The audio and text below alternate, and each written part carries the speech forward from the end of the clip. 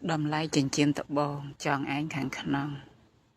42,530 លានរៀល តម្លៃចិញ្ចៀនចងខ្លួនឯង 42,531 លានដុល្លារ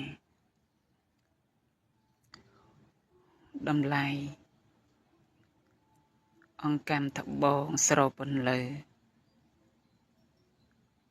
42,546 លានដុល្លារ ខុចន្ទ្រតាបណ្ឌិតជាម្ចាស់ក្បួនយុទ្ធសាស្ត្រវិជ័យធរសូត្រដែរ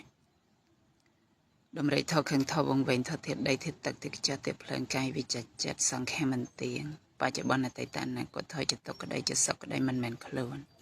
ថយណានិមួយតែមានការកាត់ចិត្តធម្មតាថោទាំងអស់នោះរមែងមានការរលត់ទៅវិញជាធម្មតាធននេះតម្លៃសង្ខេបប្រចាំថ្ងៃមួយថ្ងៃ 42,569 លានរៀលកសាងខាងផ្នែកប្រាជ្ញាតម្កត់ទុកក្នុងព្រះពុទ្ធសាសនា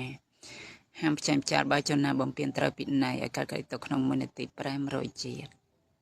សូមឲ្យសព្វសត្វបានក្តីសុខតាមហេតុសមគួរតាមហេតុ 13.1204 តម្លៃដើមនៃត្បូងអង្កាម 44,000 រៀល